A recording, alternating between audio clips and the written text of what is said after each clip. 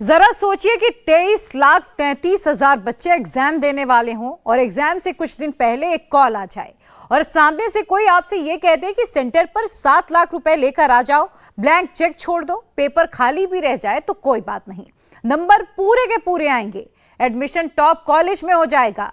सच में कुछ ऐसा ही हुआ। जिस विद्यार्थी को एग्जाम देना था उसके पिताजी 7 लाख लेकर पहुंचे, दे भी दिए। विद्यार्थी को कहा कि जो सवाल ना आए उस पर गोला मत लगाना, गोला बाद में लग जाएगा। सच में ऐसा ही हुआ। नीट के पेपर में क्या क्या हुआ एनटीए अभी भी गोल गोल ही घुमा रही है, पूरा सच नहीं बता रही है। पूरा सच हम आपको बता रहे हैं, इस रिपोर्ट में देखिए।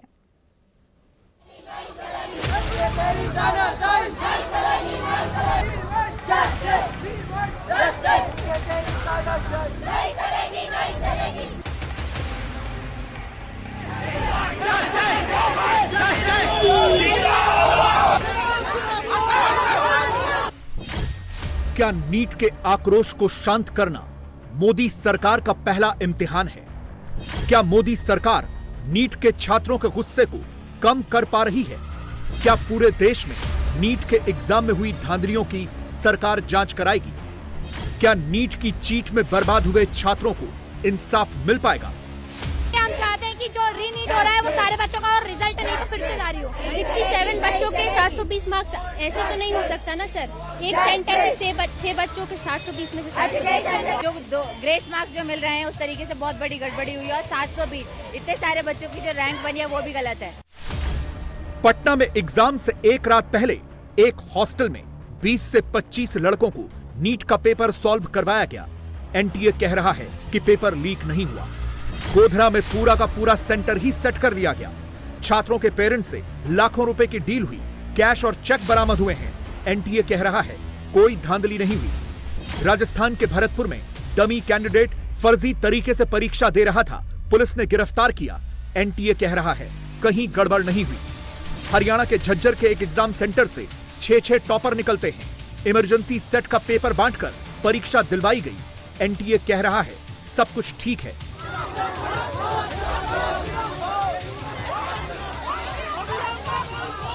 एक नहीं कई केस हैं। साफ साफ दिख रहा है कि धांधली, धोखाधड़ी, चीटिंग, सेटिंग, नीट के एग्जाम में सब कुछ चला है। लेकिन नीट करवाने वाली एजेंसी एनटीए है कि कुछ मानने को तैयार नहीं। गोधरा और पटना सेंटर को लेकर जिस प्रकार से विसंगतियां नजर आ रही हैं कि उड़ीसा के लोग भी गोधरा का सेंटर चूज कर रहे हैं, पटना में क्वेश्चन लिख थोड़ा अनुसंधान, दो अलग अलग प्रकार की खबरें आई है, उसको पूरा वहाँ की स्थानीय एजेंसियों की प्रोएक्टिवनेस के कारण ये सब समाधान ध्यान में भी आई है। उसको होने दीजिए, किसी को बख्शा नहीं जाएगा। क्वेश्चन पेपर लीक हो रहा है, अपोजिशन ये आरोप लगा रहा है, मल्लिकार्जुन खड़गे तमाम तरह के आरोप लगा रहे हैं आप लोग। देखिए, ये मैं उस विषय पे कोई उत्तर इसीलिए देना नहीं चाहूंगा, प्रमाण हो जाए, कार्रवाई मैं आश्वस्त करता हूँ, कड़ी से कड़ी कार्रवाई किया जाएगा। आखिर में एक सवाल, जैसी विसंगतियां हैं, क्या आपको लगता है इस मामले की सीबीआई जांच कराई जानी चाहिए? देखो, ये सारे विषय कोर्ट में तो कुछ लोग हैं, देखते हैं उस विषय पे। गोधरा और पटना ये दो केस तो सामने दिख रहे हैं कि कैसे कैसे विसंगति आई है। देखो, आपने स्टडी किया है क्या? मैंने रिपोर्ट है। आपने रिपोर्ट के ऊपर क्या चर्चा करेंगे? मैंने जितना जानकारी रखा है कि दोनों के बारे में वहाँ की स्थानीय एजेंसियों ने कुछ काम किया है, कुछ प्रमाण वगैरह आए हैं, उसमें कुछ आ जाए और सारा विषय तो सुप्रीम कोर्ट के सामने रहेगा। व्यवस्था को क्यों हम तोड़ें? जो पद्धति में जा रहे हैं उसको जाने दीजिए। 5 मई को पूरे देश में नीट की परीक्षा हुई। कुल 23,33,297 छात्रों ने परीक्षा दी। तब भी धांधलियों और मिसमैनेजमेंट की बहुत सी शिकायतें आईं, लेकिन तब देश में चुनावी माहौल था। चुनाव के शोर में नीट के एग्जाम में हुई गड़बड़ी की शिकायतें दब गईं। लेकिन फिर एनटीए ने 4 जून को ही रिजल्ट घोषित कर दिया। तो इस तारीख पर ही शक हुआ, क्योंकि पहले 14 जून को रिजल्ट आना था। 4 जून को लोकसभा चुनाव के नतीजे आए थे, तो सवाल उठा कि कहीं एनटीए अपनी गड़बड़ियां छुपाने के लिए तो 4 जून को नतीजा घोषित नहीं कर रहा। नतीजों के बाद तो उसमें साफ साफ गड़बड़ियां नजर आने लगी। इसीलिए अब पूरे देश में हंगामा मचा हुआ है। लाखों बच्चों को लग रहा है कि इन गड़बड़ियों की वजह से उनका भविष्य बर्बाद हो गया है। छात्रों को नीट के इस एग्जाम के रिजल्ट पर भरोसा ही नहीं रह गया है। बिहार की राजधानी पटना और गुजरात के गोधरा में जो हुआ, उससे तो यह साफ दिख रहा है कि नीट की यह परीक्षा सही ढंग से आयोजित नहीं की गई। इसमें ऐसी धांधली और गड़बड़ियां हुई हैं कि यह एग्जाम एक स्कैम लगता है। विस्तार से समझिए। और इसमें भी गोधरा तो एक बहुत बड़ी केस स्टडी है। एनटीए के अधिकारी चाहें तो हमारी रिपोर्ट को देखकर अपनी जानकारी बढ़ा सकते हैं कि ऐसे एग्जाम में धोखाधड़ी कैसे होती है। गोधरा में तो ऐसा खेल हुआ कि पूरा का पूरा सेंटर ही बिक गया। डिटेल में समझिए। गोधरा के जलाराम स्कूल में नीट का एग्जामिनेशन सेंटर था। इस सेंटर में 27 बच्चों को गलत तरीके से एग्जाम दिलवाया जा रहा था। कुल 30 से सेटिंग हुई थी, लेकिन एग्जाम देने के लिए 27 ही पहुंचे थे। यहां गुजरात के लोकल स्टूडेंट्स तो थे ही। आपको जानकर हैरानी होगी कि महाराष्ट्र, उड़ीसा, बिहार और झारखंड जैसे राज्यों से भी स्टूडेंट्स आए थे। अब कोई छात्र अपने प्रदेश को छोड़कर गुजरात के गोधरा के इस सेंटर में जाकर परीक्षा क्यों देगा? क्योंकि इस सेंटर पर बच्चों को पास कराने की पूरी सेटिंग हो चुकी थी। इन सारे बच्चों के माता पिता से लाखों रुपए लिए गए थे। एक एक बच्चे की डीलिंग 10-10 लाख रुपए में की गई थी। लेकिन यह सब कैसे होना था? क्योंकि नीट में तो यह दावा किया जाता है कि बहुत ज्यादा सख्ती होती है। नकल होने का तो कोई चांस ही नहीं होता। बच्चों को तो कहीं जाने भी नहीं दिया जाता। पूरा का पूरा एग्जाम सीसीटीवी की निगरानी में होता है। यह बात बिल्कुल सही है, ऐसा ही होता है। लेकिन जब पूरा सेंटर ही सेट हो तो फिर किस चीज का डर है? यहां कोई नकल नहीं होनी थी। डिटेल में समझिए कि होना क्या था। गोधरा के इस जलाराम स्कूल में नीट की परीक्षा दे रहे इन छात्रों को कहा गया था कि उन्हें जितने सवाल आते हो वो अपनी OMR यानी आंसर शीट में मार्क कर दें। बाकी सेंटर पर मौजूद लोग देख लेते, क्योंकि एक बार एग्जाम का वक्त खत्म होने से लेकर सारी कॉपियां पैक होकर भेजने तक में 2.5 से 3 घंटे का वक्त लगता है। एग्जाम खत्म होने के सिर्फ आधे घंटे के भीतर कई सारे बड़े कोचिंग सेंटर्स सारे सवालों की आंसर की यानी सही जवाब ऑनलाइन जारी कर देते हैं।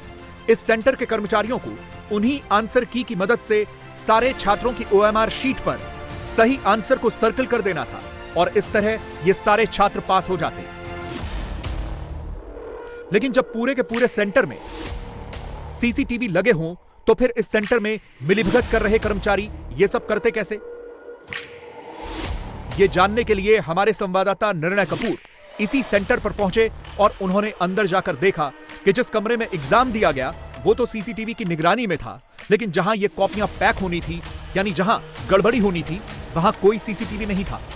मान लीजिए गुजरात बोर्ड का एग्जाम यहाँ पे हो रहा है, तो भी इसी तरह से क्लासरूम में सीसीटीवी कैमरा लगे रहते हैं। यहाँ आप देखिए एक कैमरा यहाँ लगा हुआ है सामने और एक कैमरा अगर मैं आपको दिखाऊं दूसरी तरफ वहाँ लगा हुआ है। अगर आप देखें तो वो दूसरी तरफ कैमरा, यानी इन दोनों कैमरे से सब कवर हो जाता है। और होता क्या है, जब एग्जाम हो रहा होता है उसके बाद खत्म होने के बाद सारे पूरी प्रक्रिया जो है इसी क्लासरूम में रिकॉर्ड होती है। पेपर इन्हीं कैमरे के सामने दिए जाते हैं, इन्हीं कैमरे के सामने लिए जाते हैं, इन्हीं कैमरे के सामने ऑब्जर्वर्स को गिनवा करके बकायदा सील पैक करके लॉक करके उसके बाद फिर क्लासरूम से बाहर निकला जाता है। लेकिन नीट का जो ये एग्जाम हुआ उसमें काफ़ी सारे स्कोप्स थे एक तरह से कॉम्प्रोमाइज़ करने के इस प्रक्रिया को। पेपर्स तो सारे कलेक्ट कर लिए गए स्टूडेंट्स के सामने। उसके बाद ये पेपर लेकर के जो यहाँ के सेंटर के इंचार्ज हैं उन्होंने ये छूट दे रखी है इन्विजिलेटर को कि वो सारे पेपर लेके बाहर जाएंगे। अच्छा, अब बाहर वो जब निकल जाते हैं इस कैमरे की रेंज से, उसके बाद फिर वो किसी ऐसी जगह जा सकते हैं या लॉबीज़ में जहाँ कैमरा नहीं लगा हुआ है, इसके अलावा किसी और जगह, और वहाँ जा कर के वो बाकायदा चाहे वो कर सकते हैं उन आंसर शीट्स के साथ, उन OMR शीट्स के साथ। और शायद इसी वजह से वो और कॉन्फिडेंस था तुषार भट्ट को या फिर पुरुषोत्तम शर्मा को, जो कि डिस्ट्रिक्ट कोऑर्डिनेटर हैं, कि वो बड़ी आसानी से इस पूरी प्रक्रिया को कॉम्प्रोमाइज़ कर लेंगे। लेकिन यह सब हो पाता उससे पहले ही गोधरा के जिला प्रशासन को यह सूचना मिल गई और उन्होंने इस सेंटर को अपने कब्जे में ले लिया और उन्हीं की देखरेख में फिर यह एग्जाम हुआ। जिला प्रशासन की शिक्षा विभाग की टीम ने सारे बच्चों को एग्जाम देने दिया और फिर एग्जाम होने के बाद अपनी कार्रवाई शुरू की तो और भी चौंकाने वाले कई खुलासे हुए।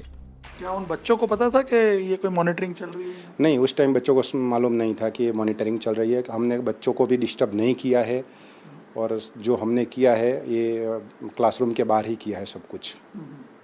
तो ये पैरेलली चल रहा था, मतलब एक तरफ एग्जाम चल रहा था, एक तरफ इनके साथ सारी आपकी ये तहकीकात चल रही थी। हाँ, मेरे साथ जो 2-3 लोग एजुकेशन डिपार्टमेंट से थे हमारी टीम में, वो बच्चों को जो एग्ज़ाम दे रहे थे और सब कुछ जो लोग एग्ज़ाम में वर्कआउट कर रहे थे उस पे वॉच रख रहे थे। और हमने उस जो पर्सन और उसका मोबाइल, उसके साथ हमारी टीम ने भी उसको मालूम ही था कि वो चल रहा है अभी साथ में।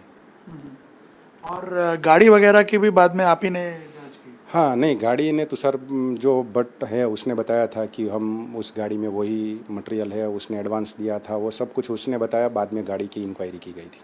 तो उसमें से क्या मिला था? गाड़ी में जो हमने FRI में बताया है वही इस तरफ उसने 7 लाख रुपया कैश मिली थी। उसने जो नाम दिया था उस व्यक्ति ने हमको एडवांस पे दे दिया है और वो सब आपने तुषार भट्ट जी ने बताया। जी, उसने बताया था उस टाइम।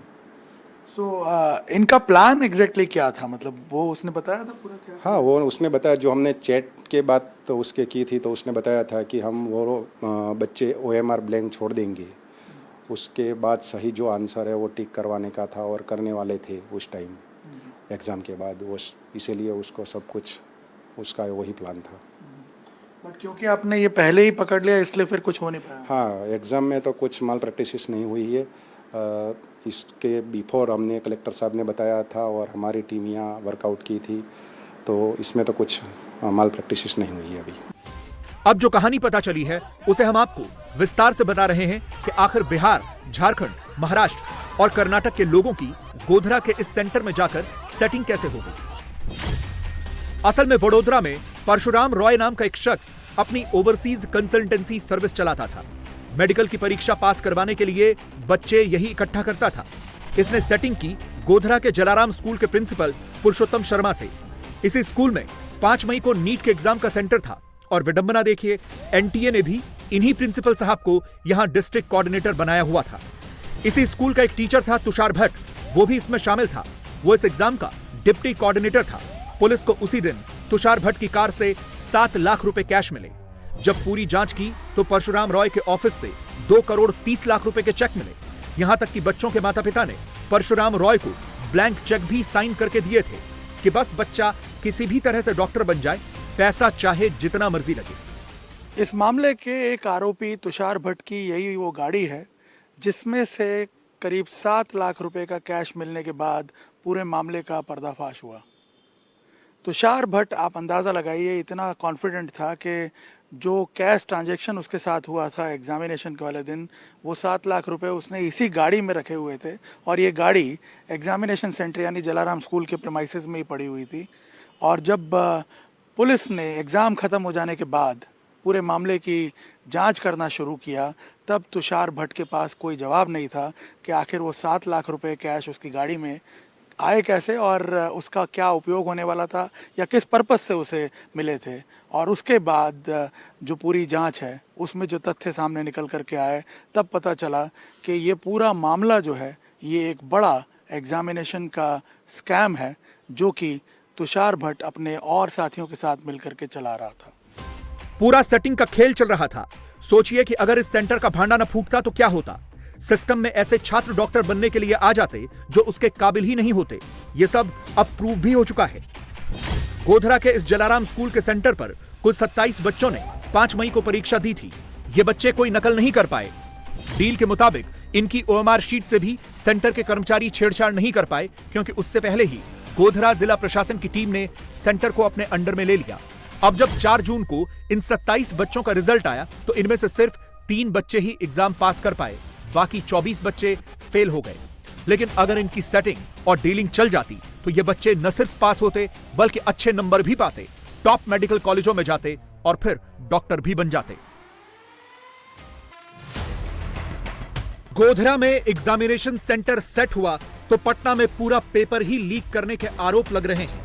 ये वो जले हुए कागज हैं जिनको लेकर दावा है कि ये नीट का वो लीक्ड पेपर था जिसे छात्रों को सॉल्व करवाया गया। पटना में क्या हुआ ये भी आप जरा संक्षेप में समझ लीजिए। 5 मई को नीट का एग्जाम था। पटना में भी शास्त्री नगर इलाके में DAV स्कूल में नीट का सेंटर था। पुलिस ने एग्जाम के बाद इस सेंटर पर परीक्षा देने वाले आयुष नाम के एक छात्र को हिरासत में लिया। पूछताछ में उसने कबूल किया कि उसे परीक्षा से पहले ही प्रश्न पत्र उपलब्ध हो गया था। पटना के एक किराए के घर में आयुष और उसके जैसे 20 से 25 और छात्रों को एग्जाम पेपर और आंसर उपलब्ध करवाए गए थे। एग्जाम से पहले वाली रात को इन तमाम छात्रों को ये आंसर रटवाए गए थे। अगले दिन नीट के एग्जाम में 100% वही सवाल आए थे जिन्हें उन्हें रटवाया गया। एक एक छात्र से 20-20 लाख रुपए लिए गए थे। पटना पुलिस ने अब तक इस केस में 13 लोगों को गिरफ्तार किया है, जिनमें 6 छात्र हैं, 4 सेटर्स हैं और 3 पेरेंट्स हैं।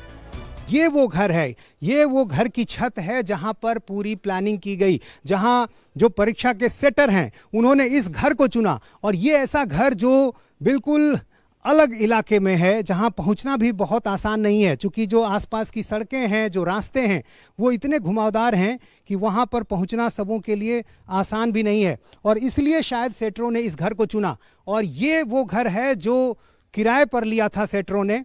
नालंदा के रहने वाले एक संजीव मुखिया नाम के सेटर का नाम सामने आ रहा है। कहा जा रहा है कि उसने इसे किराए पर लिया था। मकान मालिक चूंकि यहाँ रहते नहीं हैं, कुछ और दूसरे किराएदार भी यहाँ हैं, वो बहुत ज़्यादा जानकारी दे नहीं रहे हैं, लेकिन ये वो घर है। इंडिया टीवी पर आप उस घर की एक्सक्लूसिव तस्वीर देख रहे हैं, जहां नीट के करीब 20 से 25 छात्र एक रात पहले, परीक्षा के एक रात पहले ठहरे थे। उनको प्रश्न पत्र दिया गया, आंसर दिया गया, रटवाया गया, परीक्षा हुई, सारे छात्र वहां पहुंचे और आयुष ने पुलिस को यह बयान दिया है कि हूबहू वही प्रश्न परीक्षा में पूछा गया। बिल्कुल साफ नजर आ रहा है कि गड़बड़ी हुई है। लीक के आरोप हैं। जांच फिलहाल पुलिस ही कर रही है, लेकिन एनटीए पटना पुलिस का सहयोग नहीं कर रही। पटना पुलिस ने इन सेटर्स और छात्रों की निशानदेही पर इस घर पर रेड की थी, जहां से पुलिस को कुछ जले हुए कागज मिले थे। पुलिस को शक है कि यह कागज नीट का वही लीक्ड प्रश्न पत्र हो सकता है। इसके लिए पटना पुलिस की आर्थिक अपराध शाखा ने एनटीए से नीट का ओरिजिनल प्रश्न पत्र मांगा है, ताकि उसकी फॉरेंसिक जांच करवाई जा सके। लेकिन एनटीए की तरफ से अभी तक उन्हें प्रश्न पत्र उपलब्ध नहीं करवाया गया। ऐसी ही खबरें जब पूरे देश में फैलती हैं, तो फिर नीट जैसे एग्जाम से भी छात्रों का भरोसा उठ जाता है। सरकार कितना भी कहे कि सब ठीक है, कुछ नहीं हुआ, लेकिन छात्र मानने को तैयार नहीं है। आप लोग ये प्रदर्शन कर रहे हैं, क्यों रीनीट की मांग कर रहे हैं? सर, जो सुप्रीम कोर्ट ने आदेश जारी किया है कि वो सिर्फ 1500 बच्चे जिनको ग्रेस मार्क्स दिए थे, सिर्फ उन्हीं का क्यों? उनका नहीं होना चाहिए। ग्रेस मार्क्स उन्होंने दिए ही क्यों थे, ये वो रीजन ने। और जो टाइम वेस्ट का वो रीजन दे रहे हैं, वो बिल्कुल गलत है, क्योंकि टाइम वेस्ट एक बच्चे का नहीं सभी का होता है। इसलिए हम चाहते हैं कि जो रीनीट हो रहा है वो सारे बच्चों का, और रिजल्ट नहीं तो फिर से जारी हो। तकरीबन 23.5 लाख बच्चों ने दिया है, सबका होना चाहिए रीनीट। यस सर, सबका रीनीट होना चाहिए, क्योंकि सभी ने मेहनत की है, सबके माँ बाप उन्हें इतनी मुश्किल से पढ़ाकर अपना सपना पूरा कराना चाहते हैं। आप लोगों को लगता है, वाकई में लगता है गड़बड़ी हुई है? जी सर, जो ग्रेस मार्क्स जो मिल रहे हैं उस तरीके से बहुत बड़ी गड़बड़ी हुई है।